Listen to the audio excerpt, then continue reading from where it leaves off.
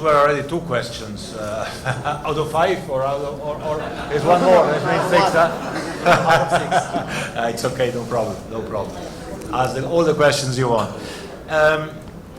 Well, when it comes to the first part, which is indeed 2 million people in the whole region and 170 million here, and what kind of plans do we have?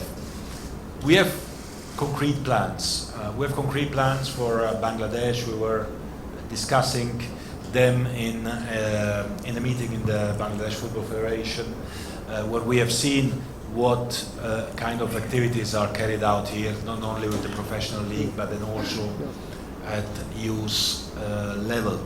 And our, I think, common philosophy is to make sure we can play more. We can play more competitions, we can invest more, and FIFA will invest more, together with the government as well. I received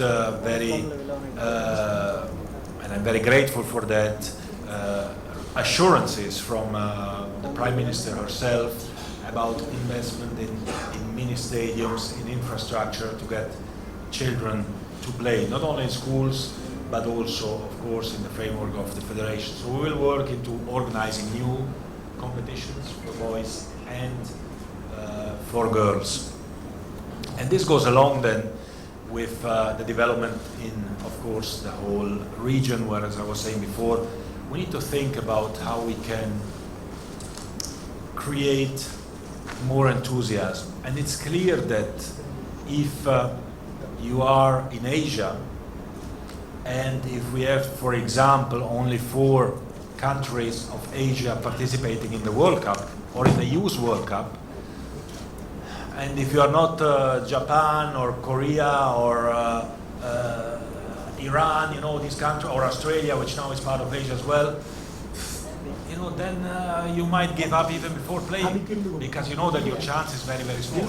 Now, if we do for the youth, for example, for the girls as well, the same that we did for the men, which is increasing the number of teams, then suddenly you don't have any more 4 Asians, but you have 8 Asians. And then we can think about qualifying also through the regions, not only through the continents.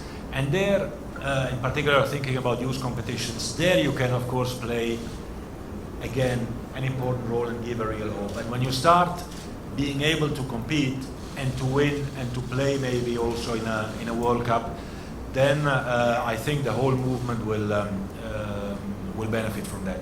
That goes for the men, that goes as well for the women. You mentioned rightly the World Cup, the Women's World Cup this summer, which was an incredible event.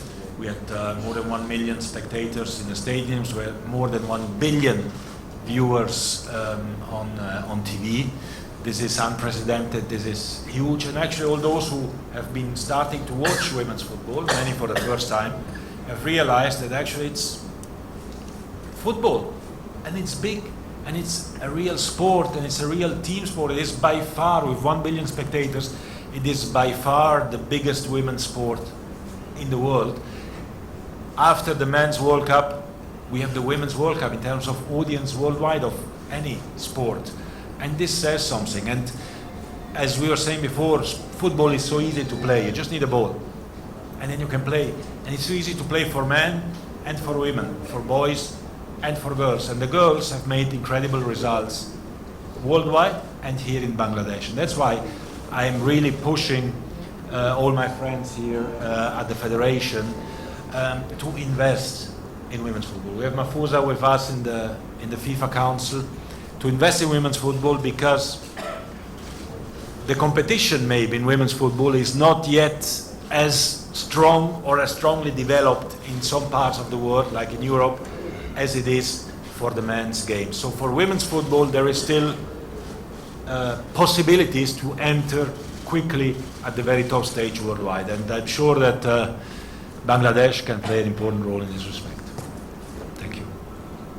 Thank you, Mr. President. So can we proceed for the next question? This is the